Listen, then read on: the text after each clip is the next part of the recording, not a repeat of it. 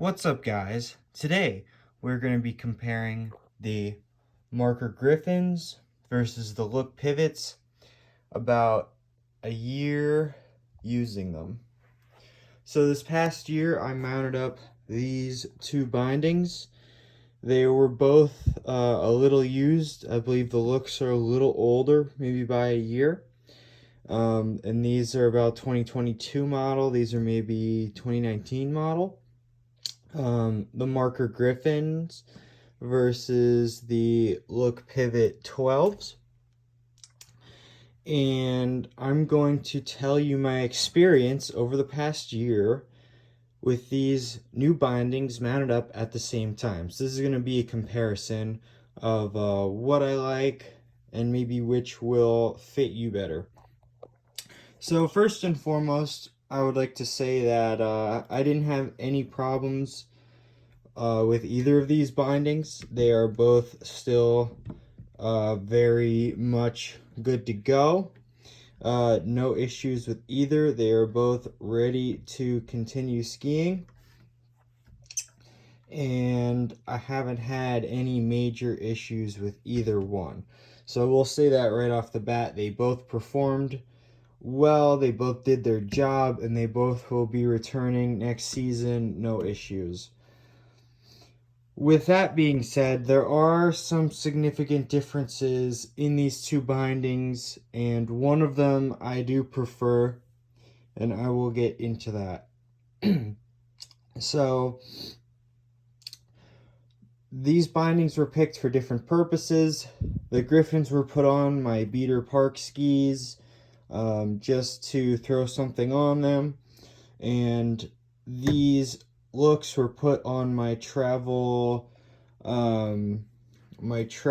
powder skis to have the best performance and to last the longest, because I think this ski will last many years in the future, and I wanted a binding that's gonna last.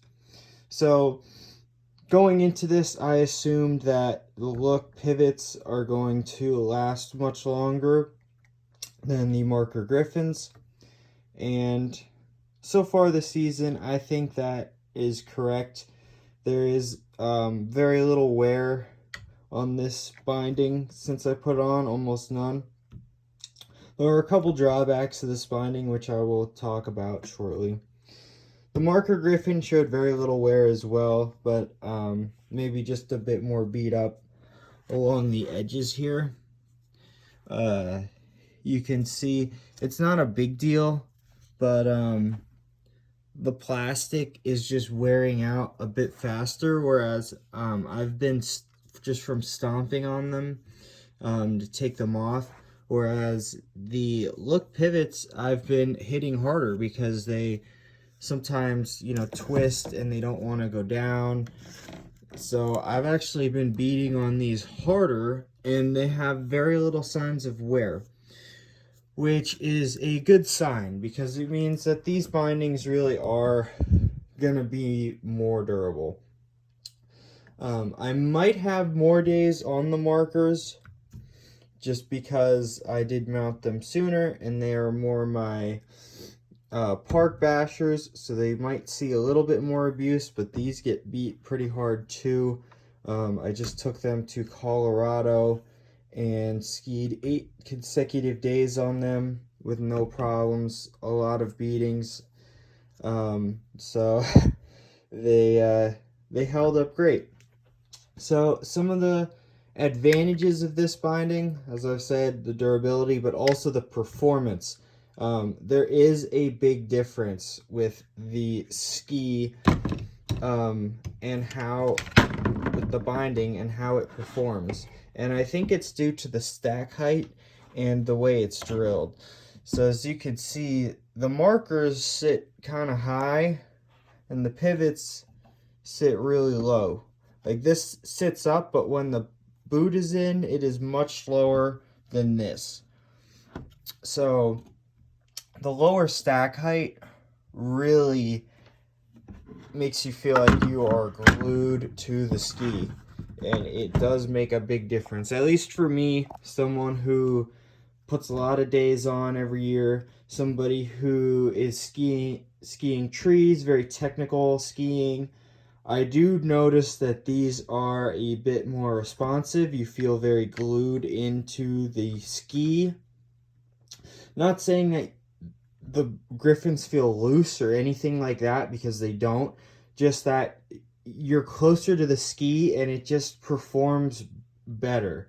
You feel like you're very locked in, very close to the ski, and there's no separation. With this one, it feels like you're almost up a little bit, which is, it's not a bad feeling, but it doesn't feel as high performance as the Look pivots. So the pivots get a major plus in my book for that, especially on a high performance ski like this one, something I take to Colorado. I do a lot of high alpine, some touring, stuff like that. I would pick these over these for that sake, and not to mention, if you're going to be hitting big lines at anything, I wanted something that's going to release better and give me a little bit more peace of mind in that department. So that's the main plus. The performance, the durability, the quality is higher. So now we'll talk about the downsides or the positives of the Griffon.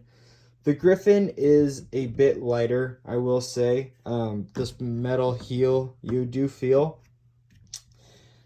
Switching over from the old Marker Lords, this is a little bit heavier, just a little. And it's maybe a little bit less balanced because the heel piece is very heavy, the toe piece is rather light. Not totally different from these, because these are unbalanced as well, but something to note. Additionally, I will say that stepping into the marker, or stepping into the markers is a lot easier, especially on like high alpine, steep terrain, or natural snow, or anywhere where it's really hard to clip in on a steep slope, like you boot it up a face and you have just like a little platform to put your feet into. The Look pivots can be challenging at times. The toe piece doesn't always want to go in. Yeah, so sometimes, usually the toe piece is fine, but as you can see, sometimes it goes in, it can go in slightly off, and it can clip in like that, and then you have to undo it on your little perch or at a weird, place. Additionally, this heel can be off kilter, and then you have to smack it back into the center so that way you can clip into it right. And when snow gets caked in here or on your boot, it can cause some issues, which you will have to take care of. I always check now that I'm clipped in properly to these, because you can have that issue, especially with fresh snow and such. But it's not a huge deal. It's not like a deal breaker or anything like that, but it is something to note that these are a little bit more finicky, and on trickier terrain, it can be an issue. Not a big one. It's solvable, but it's something you have to keep in mind. Marker Griffons are much easier. They clip in a bit more consistently for that quick clip on, which is really nice because when you're up there a little scared, putting them on a thin peak or something like that, just throwing these puppies on and knowing that they just slide right in, no issues like ever, is a great thing to have. So all in all, I will likely be buying more Look pivots for my higher end skis. I really do think that there is a significant benefit to picking these over the Griffons. In summary, it would be the durability, the higher performance, and the better release. But the Griffons aren't bad, and if I wasn't planning on keeping this ski for many more years, I would just throw a Griffon on, which is exactly what I did for these skis. If you could see, they're pretty beat up as they are, and I don't expect to get too many more years out of these skis. So I just threw the Griffons on because I figure the Griffons may even outlive the ski.